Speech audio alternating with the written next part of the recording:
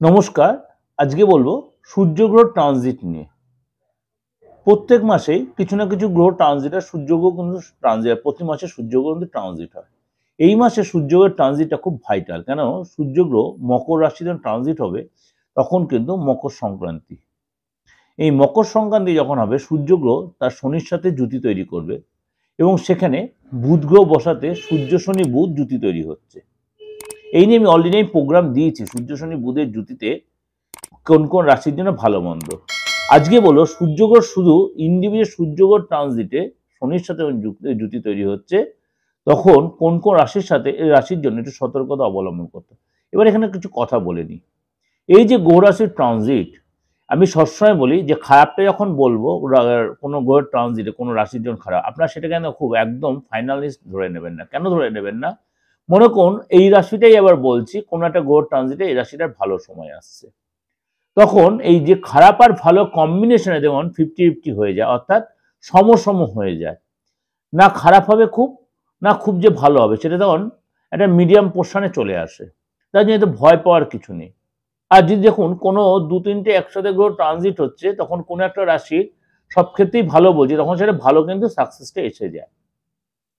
সুতরাং আমি যখন কোনো গ্রহ ট্রানজিট বলেছি তখন দেখুন মনে করুন মেষ রাশি নিয়ে বলেছি, মেষ রাশি ভালো হয়েছে। এবার এখানে বলছি সূর্যগ্রহ ট্রানজিট মেষ রাশি নিয়ে একটু সতর্কতা অবলম্বন।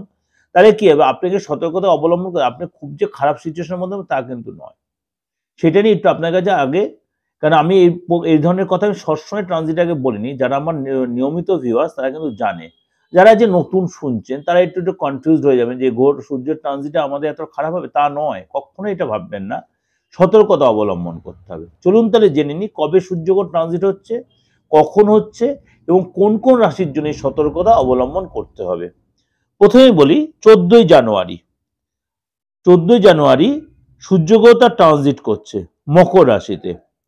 14ই জানুয়ারি সূর্যগ্রহণ ট্রানজিট হচ্ছে মকর রাশিতে সকাল 8টা 41 মিনিটে। সকাল 8টা 41 মিনিটে মকর রাশিতে সূর্যগ্রহণ ট্রানজিট হচ্ছে। সেই সময় কিন্তু আপনার মকর সংক্রান্তি অর্থাৎ মঙ্গলবার মকর সংক্রান্তি হচ্ছে। সূর্যের রাশিচক্রের পরিবর্তনের ফলে মানে 5 রাশির জাতক জাতিকাদের জীবনে হঠাৎ একটা পরিবর্তন, সেই পরিবর্তনটা আপনাকে অবশ্যই সতর্কতা অবলম্বন করতে হবে। প্রথমে বলি কোন সেই রাশি। প্রথমে বলি জোডিয়াক সাইনের প্রথম সাইন হচ্ছে মেষ রাশি। গ্রহরাজ সূর্য এই রাশির 10ম ঘরে গোচর করতে চলেছেন। এমন পরিস্থিতিতে এই রাশির জাতক জাতিকাদের এই সময় সতর্ক থাকতেই হবে। কিরকম? সূর্যের গোচরকালে আপনার কেরিয়ার সম্পর্কিত কিছু সমস্যা আপনি পড়তে পারেন। আপনাকে এই সময় আপনার পিতার সাথে বা পিতৃতুল্য কারোর সাথে হয়তো একটু বাদানুবাদে জড়িয়ে পড়তে, আপনারা কোনো জায়গায় একটু অসম্মানিত হতে পারেন বা আর্থিক কোনো জায়গায় একটু চাপ হতে পারে, আর্থিক ক্ষতি হতে পারে, কোনো অর্থ লস হয়ে যেতে পারে। এই সময় আপনাকে নিজের কথার উপরে নিয়ন্ত্রণ রাখতে হবে, রাগ জেদ কন্ট্রোল রাখতে হবে। আননেসেসারি কারোর সাথে বাকবিতণ্ডায় জড়িয়ে পড়তে পারে এবং মুখের ভাষাকে আপনাকে অবশ্যই কন্ট্রোল রাখতে হবে, শরীরের প্রতি অবশ্যই যত্ন নিতে হবে। নেক্সট যে রাশি সেটা হচ্ছে বৃষ রাশি। বৃষ রাশির ক্ষেত্রে এই আপনার ট্রানজিট হচ্ছে 9ম ঘরে। সূর্যদেবের গোচর হচ্ছে 9ম ঘরে হচ্ছে। এমন পরিস্থিতিতে আপনার অনেকটাই আর্থিক জায়গাটা অনেকটাই নিজেকে সতর্ক থাকতে হবে। কোথায় ট্রানজাকশন করে, অনলাইন ট্রানজাকশন বলুন বা ব্যাংকে গিয়ে বা কাউকে পেমেন্ট দেওয়ার ব্যাপারে, সেগুলো অনেকটাই খুব সাবধানে করতে, খুব চোখ কান খুলে করতে, কোথাও সই সাবুত করতে খুব বুঝে শুনে করবেন। কাজের জায়গাটা খুব একটু চাপের হবে। আপনাকে মাঝে মাঝে একটু অস্থিরতার সম্মুখীন হতে এবং একটু প্রেশার আসবে কাজের জায়গায় আপনার। বিবাহিত জীবনে আপনার লাইফ পার্টনার সাথে একটু মতবিরোধ হবে এবং প্রেমিক বা প্রেমিকার ক্ষেত্রে একটু ফ্যাক্টর হবে। আপনার পার্টনারের কোনো কথায় আপনি হঠাৎ খুব মর্মাহত হতে পারেন বা আপনার প্রচণ্ড রাগ জেদ বেড়ে যেতে পারে। মিথুন রাশি। এই রাশির 8ম ঘরে সূর্যদেবের গোচর হচ্ছে। ব্যবসায় আপনার আর্থিক একটু চাপ আসবে। অপরিচিত থেকে কোনো আপনার সাবধান থাকতে হবে। কোনো উৎকো ব্যক্তির দ্বারা আপনি প্রেশারে পড়তে পারেন, শরীরটা একটু ডিস্টার্ব হতে পারে, আর্থিক সমস্যা আসতে পারে এবং আপনাকে কেউ টাকা ধার চাইতে পারে। অবশ্যই সেটা বুঝে শুনে দেবেন, কারণ সেই টাকা আপনি ফেরত নাও পেতে পারেন, অর্থাৎ আপনি এড়িয়ে চলতে হবে।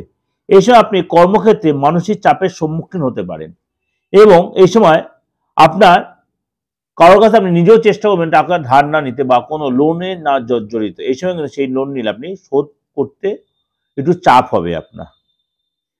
নেক্সট যে রাশি সতর্ক হতে হবে সেটা হচ্ছে সিংহ রাশি। সূর্যদেবের এই সিংহ রাশির ক্ষেত্রে ষষ্ঠ ঘরে গোচর হচ্ছে। এমন পরিস্থিতিতে আপনাকে আর্থিক সংক্রান্ত সমস্যা আপনার কিন্তু আসতে পারে। পিতার সাথে বা পিতৃতুল্য কারোর সাথে আপনার একটু মতানৈক্য হতে পারে। এই সময় আপনাকেও টাকা ধার দেওয়া বা ধার নেওয়াটা আপনাকে অ্যাভয়েড করতে হবে এবং টাকা রোজগারের জন্য আপনাকে অনেকটাই পরিশ্রম করতে হবে। লোকের কাছে অপমানিত হতে পারেন, কথার দাম রাখতে পারবেন না, তার জন্য লোকে আপনাকে হ্যাকেল করতে পারে। নেক্সট যে রাশি সতর্ক থাকতে সেটা হচ্ছে মকর রাশি। সূর্য মকর রাশিতে প্রথম ঘরে অর্থাৎ আপনার একদম ফার্স্ট হাউসে গমন করছে। এই পরিস্থিতি আপনার কেরিয়ারের ক্ষেত্রে একটু চাপ আসবে। আপনি ব্যবসা করুন বা চাকরি করুন, সেখানেরও চাপের পরিস্থিতি হয়। বিশেষ করে কর্মক্ষেত্রে সহকর্মীদের দ্বারা আপনি ঝামেলায় পড়তে পারেন, আপনাকেও লেকপুল করতে, আপনাকে গুপ্ত শত্রুতা করতে পারে। আর্থিক অবস্থা খুব একটা ভালো যাবে না। আর্থিক অবস্থা খুব একটা ভালো যাবে না। অপ্রয়োজনীয় খরচ আপনার কিন্তু বেড়ে যেতে পারে এবং চোট আঘাত লাগতে পারে, শরীরে কোনো চোট আঘাত লাগতে ভীষণ মাথাটা হুটহাট গরম হয়ে যেতে পারে। আননেসেসারি লোকের সাথে অশান্তিতে জড়িয়ে পড়তে পারেন এবং এই সময় কোনো আপনার কাজে যে কোনো আর্থিক চাকরির লস বা চাকরি হারিয়ে যাওয়া বা আপনার শোকজ এই ধরনের কিছু পরিস্থিতি হতে পারে।